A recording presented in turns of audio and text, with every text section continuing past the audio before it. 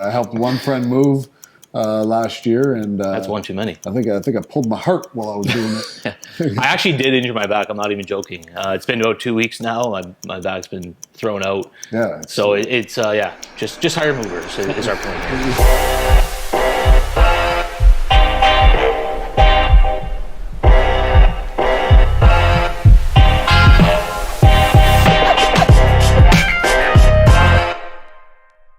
What is up, my friends? We are back with another episode of WESPN Windsor Essex Scott Paul News. Of course, I am Paul, and I'm with Scott Vicente. What's up, Scott? So, how's your 2 weeks there? Anything exciting happen? What's going on in your life? Oh, not too much. I am in the middle of moving, which I'm going to touch on our sponsor here today, Load Pro. We did hire movers, and thank the Lord, because it is a lot of work, way more than I expected.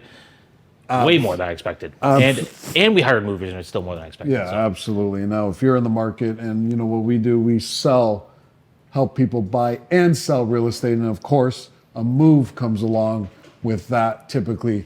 Now, Mike at Load Pro and his whole team are a great referral partner for us and absolutely fantastic at what they do. And we're not just talking about moving homes. We're talking about moving pianos. We're talking about moving pool tables. We're talking about junk removal. We're talking about hauling services in Windsor and Essex County, garage cleans, estate cleanouts, all of this done with these. They are 100% licensed and fully insured, and same-day service any season.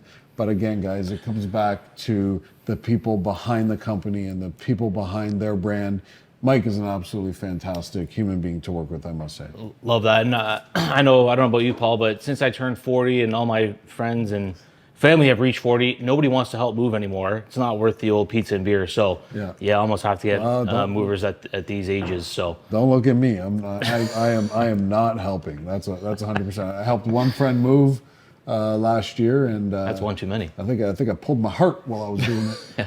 I actually did injure my back. I'm not even joking. It's been about 2 weeks now. My back's been thrown out. Yeah. So it's just hire movers is our point here. It's not worth it. So Load Pro, Mike and the whole team there. If you need their contact, of course, guys, we've got a whole list of preferred vendors that we like to refer, and we like to keep you in our universe. That way, we know that the people we're referring are going to treat you on the same level of concierge style that we like to do, and we know that you're in good hands. They've been vetted by us personally. Yeah, and again, we get nothing in return but your satisfaction, and that's more than enough for us. So, Load Pro, give them a holler, and if you need any services for anything else, always reach out. It is never a bother. Now, last week... Real quick, was holler a pun there? Yeah, that's right. Nice. I like that. Okay. Give us a holler, Hauler. Thompson, on site last week. We're not on site Thompson again this week because that property is sold. So great success there. And we got some good feedback about being on site there. I think we're going to shoot on site at more listings. Gives us an opportunity to showcase the property and showcase kind of what it looks like. It's great. Yeah. Now, how did that property play out? We know the market is starting to pick up. I think you went to preemptive or bully offers there, if I'm not mistaken, didn't you? You know what? I had a couple of people interested in presenting bully offers. We ended up riding it to the offer date just because we're having so much success on the showings there. That we felt it was best for the client to ride it to offer date. Ended up getting multiple offers there, and actually it was about a 4-hour negotiation, and sold for cash on the offer date. So very happy seller there, a very happy buyer there, and at the end of the day, is that not what it's all about? Yeah, and it can be so tricky sometimes when you have an offer date, you have some agents trying to bully in offers. At the same time, you're busy, you've had a lot of showings. Do you take the bully offer? Do you push the presentation date up? There's so many variables that can play into that. And that's where the skill, experience, knowledge, and know-how comes into play, where you might say, hey, you know what? We can do better on offer date. We have more leverage if we get more offers, etc. Also, the reverse can be true as well, so it can be tricky. Yeah, they're got calls by your hired professional, and again, hiring somebody who's done hundreds, if not thousands, of deals makes a difference, right? You got to know what to do in those situations, and we're going to touch on that a little bit on another topic that we're going to talk about today. But first, we want to get to our market listing updates, and so we are on Let's go back to January 24th. Right here says January 23rd. Okay. 24RD. So on January 23rd, we had 427 listings. February 6th, these are active listings. Let's take Tecumseh, let's take LaSalle, and everything in between. 427 on the 23rd, 6th of February, 414, February 21st, 456. And again, these numbers are hot off the press from Chris Tolo's own personal cell phone. So these are very, very current, and looks like inventory's rising a bit. Yeah, good sign here because, like I said, I've been working with some buyers and we want to get out there. We want to see properties, and there's literally nothing that matches our criteria. Sellers aren't really in a position where they need to sell. And again, if your neighbor sold for $100,000 more than your agent is telling you you're going to sell for, you might just wait for a better time, and that better time might be coming, which means more inventory coming up. But right now, we're still in a very limited inventory setting.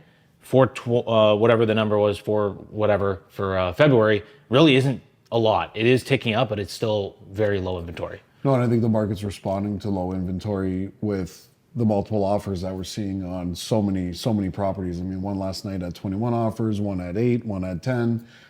Things are moving out there, and the buyers are out of hibernation. I think that's evident. I think it's clear. I think the showings across the board on all our listings in our outfit here are up by quite a bit.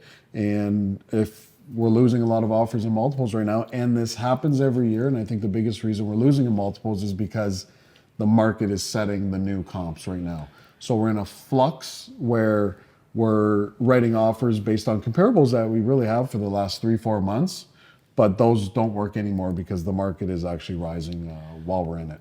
Yeah, you almost have to look at the comparable sales from the past 30, 60, 90 days, depending on the data that you have available, and you're going to have to account for 10, 12, 14, 21 offers. Yep. So you're likely to see the previous comparable sale price exceeded, right? Yep. So you almost have to account for that when you're a buyer in this market, which is tough to do. You don't want to overpay, but you also don't want to find yourself 6 months down the road, you still haven't bought, and now prices are even higher. So it's this delicate balance, and we don't have a perfectly clear picture of where things are going to go in the future with rates and inflation, all that. We'll touch on that in a bit, but you can't just take the previous comps at face value. And prior to this, we were actually looking at previous comps and saying, hey, you know what, we're on a downtrend. Exactly, yeah. If the comps if they paid, 500 in November and now we're in December, well, I'm paying 480. Yeah. So works both ways. It's starting to spin the opposite way, and we're feeling it out as we do every year at this time. We're playing the same kind of game. So yeah. So the market is setting our new comps right now. We won't be able to confidently price properties, I feel like, based off of comps for probably 45 to 60 days coming up. As these sales come through, it sets the new standard. We had one that sold in South Windsor for 610, which was an absolute banger. Like, this thing was loaded top to bottom, classic South Windsor bungalow and garage and in-ground pool for 610, and like, it was, you had to do nothing. And that was probably 2-3 weeks ago that sold. I'm not gonna name the street. I'm not gonna. If you want more information, just reach out. And then we had one sell last night, same style house, but not comparable to the one that sold for 610.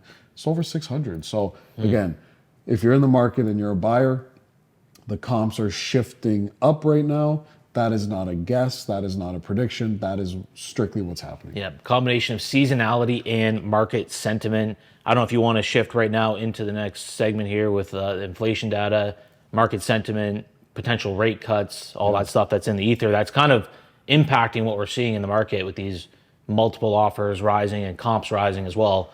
A lot of it is to do on sentiment. Scott, there's nothing more I'd like than to do that. Okay. Let's go. Yeah, let's get into it. So I'm sure everybody knows by now, but the inflation data came out Tuesday. We're filming this on Wednesday. I think today's Wednesday, right? It is. Yeah, so the inflation data came out at 2.9%, quite a bit lower than expected. And what happened in the U.S. data is actually the opposite. The U.S. inflation came in higher than expected. So I was actually thinking that might happen with our data. Came in lower than expected. And as you can guess off of that, then you saw the bond yields drop, which means fixed interest rates are likely to come down, right? It's all kind of correlated there. And once this news gets out to the public, the buyers that have been on the sidelines, which I'm telling you, there's a lot of them right now, start to think, hey, you know what, we better get in now. We're already hearing from our agents that there's 20 offers, 15 offers, 12 offers. They haven't even cut rates yet. What happens if and when they do cut rates? And this isn't to scare people. I think our job as agents is to inform what the sentiment is at any given time. It could change next week. We'll be back to report it if it does. But right now, that's what's happening. That's why we're seeing so many offers, and that's why we're seeing prices tick up. And then you combine all that with a significant shortage of housing and a quickly rising population in Essex County. This is, I mean, you're going to unpack this right now, but when you told me these next couple stats here, I was flabbergasted. Yeah, when you sit here and talk in generalities like, oh, the population is rising, you know, what does that really mean? Well, if you put numbers to it, statistically speaking, we're rising in Essex County at about 1,000 people a month.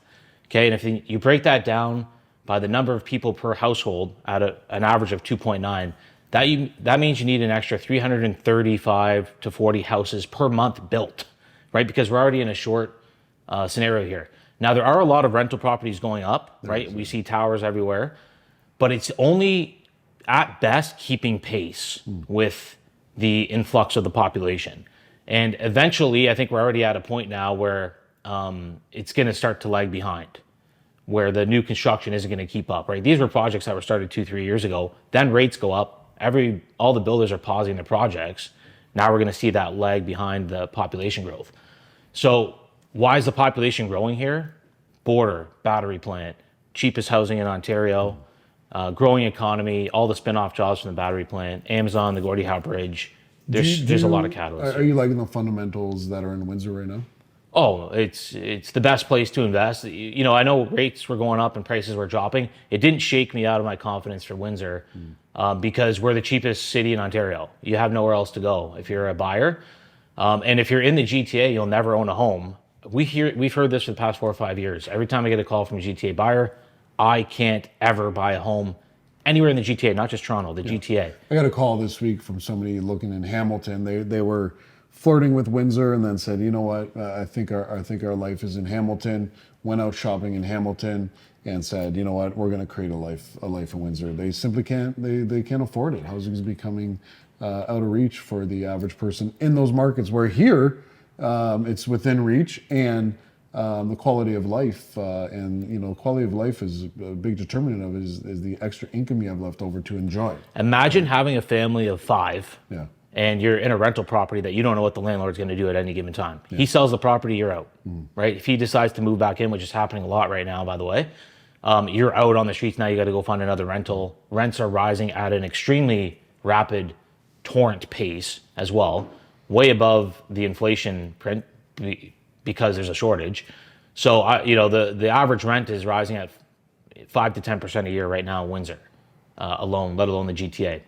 So there's a structural shortage in resale homes and rental properties, which is leading to these crazy prices. The government is trying to fix it with upzoning and developer incentives, MLI Select, all these programs, which I'll tell you right now, nothing would get built if it wasn't for these. But that's another note. If you are an investor, you want to take a look at these fundamentals and say, hey, how do I take advantage of a significant shortage of housing?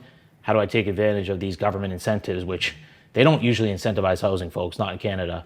Now they are, because they found themselves in a pickle that they literally can't get themselves out of. Yeah. They have to give developers these incentives or nobody's going to build.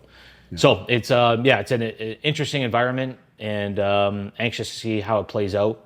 Next rate hike is March 6th. It's coming up. That's coming up. A couple weeks away, yeah. Any guesses on, if you had to throw a bet on it, what would you bet? I mean, the inflation numbers are trending in the right direction, right? Especially if we exit those rents and housing out of it. I hate guessing on inflation or on interest rates. To be honest, I'm happy if they. I don't think they'll go up. That's for sure. And I'm happy if they stay where they're at. That way. I don't want them to go down too fast, too quick. Because I don't want to throw out the whole adjustment that we had to the market, because the market didn't need an adjustment. It was getting out of hand. Big time. I want to find the nice balance there. They do come down. I actually hope they don't come down. And this is somebody with mortgages, that they don't come down too much. And I just hope that it's a steady rise in real estate pricing here for some time. That's my Big time. I think it's way too early for them to consider a cut. We do not want to see a cut and then inflation spike back up. That would be catastrophe for the economy and everything else. And interesting, you touched on this as well, but if you backed out mortgage and rent costs, so mortgage payments and rent costs, the actual inflation data would be at 1.5%. I think 28% of the CPI basket that they report, when they say 2.9%, 28% of that is mortgage and rent prices. Yeah. So you back that 28% out, which is, by the way, that's being caused by rising rates, obviously. When you back that out, inflation is actually running very cool. So they're really between a rock and a hard place, because if they lower rates, prices are going to go up for real estate. It's directly correlated. There's no two ways about it. When you go get a loan from the bank, they qualify you at the current rates. Yeah. If you can qualify for more, you're going to spend more. It's just the way it is historically. And yeah, we've said this before. Interest rates coming down just gives people more buying power. Like, that's the key to this. It's not that your mortgage payment's going to be cheaper, although that obviously matters as well. It's that what you can afford goes from here to here. So that $400,000 budget that you had, while these lower price houses, they actually start exiting the market. I never thought under 300 would have came back to the market. You know, we've talked about this where somebody in 2021, 2022 that has a budget of 350, you know, sometimes we'd have to respectfully say, like, listen, for what you're going to get for that, it's not going to fit your real estate goals, and we can't help you. Where the past year and a half, about a year and a half, we can service those clients, and those are some of our favorite clients to serve, because it's the dream of owning real estate that became achievable again, and that's only because interest rates were so high. But I think once they come down, if that's what happens, yeah, looking at how busy the market is just these past 6 weeks, it's gonna be very, very busy. Yeah, you combine that with dropping interest rates with 1,000 people a month entering Essex County and a structural shortage of housing. That's why we're saying this, right? It's not some sort of made up data. Oh, we hope as a real estate agent the market picks up so we can service more clients. That's not what we're saying. We're saying structurally there's an issue here. That's why we think this is going to play out that way. But we'll keep you posted. Yeah, March 6th will be interesting as well. Absolutely. Now, there's an article that came out this week. Good friend Kaylee Heaps Estrin out of Toronto there. You know, she's the top agent volume-wise in our Royal LePage network. And the article that came out was there's an exodus of 45,000 real estate agents just in Ontario alone. And I think we've seen it here in Windsor as well. And we've heard rumblings of, you know, agents getting other jobs or exiting the business. And actually, some agents were good at what they do, right? And just didn't want to see it through, or just couldn't afford to see it through. You know, we welcome the exodus, because just like the prices in real estate needed to be adjusted, I think the number of professionals that have chosen this industry and the ones simply holding a license needed to exit as well. Yeah, and that term professional is a really important one, because it's hard to become professional at something without experience, time, training, and all that. And if you jumped into a hot market, you just start doing transactions, you're not really necessarily a professional. And oftentimes I would see what I consider to be mistakes by, you know, I'm on the board every day looking at what sold, who the representatives were and all that. And I'm seeing, oh my God, that was a really high price for that property. Check the agent ID and it's a brand new agent. And it's like, yeah, they overpaid for that. Yeah. They got their comps wrong. They don't have the experience. They got caught up in the 21 offers. And it's going to be, you know, you may have just cost your client significant money, right? Because even if the property price does go up, they could have made an extra 30, 40, 50,000 in equity if you didn't overpay. Or you could put them in a really bad situation. The market dips. Now you're even further behind. So it is a big deal. You mentioned a situation earlier where you're getting bully offers. You navigated that situation in a way that said, you know what, we're not going to take your bully offer. We're going to keep this on as an offer date. Good luck navigating that when you've got 20-year agent professionals trying to bully an offer and you're a brand new agent. How do you deal with that situation without the experience? The average number of deals per realtor in Ontario is 1.5 per agent. Per year? Per year. Okay, is 1.5. Now, if this is your full-time career and you're doing 1.5 to, let's call it 5 or 6 deals a year, that is not the best agent to hire, in my opinion, right? Because that agent may put their wants and needs ahead of yours. Now, I'm not saying that you have to hire an agent that sells 1,000 houses a year, but at the same time, I do think if you're interviewing buyers or sellers, my tip for buyers and sellers is ask the right questions when hiring a realtor. Ask them, how many deals do you do a year? Ask them that question and see what their answer is, right? And again, that number doesn't have to be a 50, 60, 70, but it should be, I do, the average deals that are done in Ontario is 1.5. I average just around that or more per month, not per year, right? So because you got to be in the game to know the game, right? You got to be in the field to understand what to do in the field. And there's many times when I'm in offer negotiations and I'm like, man, I don't know how somebody who just got licensed would be able to navigate that and achieve that number for their buyers or sellers. So it's an interesting time. It's such big money. You're talking $10,000, $20,000, $30,000 swings if you get it wrong, if you negotiate improperly, if you overpay for a property, if you don't get your seller, those multiple offers that drive the price higher. There's big money on the line, so it is an important decision. And you don't want to work with a thirsty salesman who hasn't made a deal in 3, 4, 5, 6 months and has a payment coming up, right? Because they might, like you said, put their interests ahead of yours. And a lot of times I can feel that if I'm shopping for anything, whether it's a car, a fridge, you walk into a place, you can kind of sense like, hey, they don't have my best interest at heart. They're concerned with this transaction. That's just not how we do business. We're always client first, and I'll work with the client for 3 years if I have to. We're not going to force anything. We're not going to get you into the wrong house, and we're not going to overpay. So, really important. Definitely ask those interview questions when you're on a buy side or a sell side. Both sides, yeah. Ask equally important. Interview your agent. Ask those questions. Ask what they're going to do. Ask what makes them different from the average agent. Almost 1,500 agents in Windsor, Essex County, right? Not a massive number in my opinion. I mean, it felt a lot higher before. It felt like everybody was running out and getting their license. But ask those questions. It's your ship. When you're the buyer or the seller and you're the one hiring the agent, you should be interviewing them and see how they operate and see how they can essentially prove themselves to you that you're in the best hands. And again, ask 3 people, and ask around your friends and family if they have. I've heard some crazy stories too of like, our agent was pushing us to buy this property, our previous agent. They were frustrated that we had to view 10 properties and we lost 10 offers. So they were kind of getting frustrated with me and we felt like we had to do something. I've heard that many times, especially in the super hot market. I can't even imagine that. Like, I would fire that representative. I don't care what industry it is, whether it's my lawyer, my car salesman, whatever. If they started pushing me to do something that I didn't want to do, you're fired. So the consumer has the power in these situations. There's like you said, there's more agents than there probably should be. You have your choice. Get a referral or come talk to us at AW4U. Absolutely.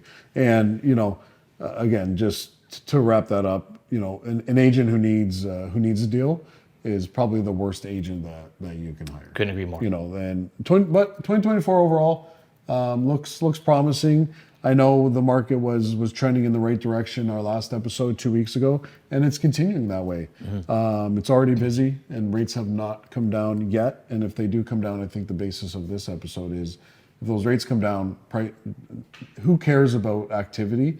The price of real estate will go up. And it always comes down to 2 things you can't have at the same time: cheap money and cheap real estate. Incompatible. That's right. Never works. Guys, as always, thank you for your time. If you have any questions, reach out. If you have anything that we want to cover on one of these episodes, of course, just let us know. And if you want us to be one of your agents that you interview, give us a shout. We'd be more than happy to serve.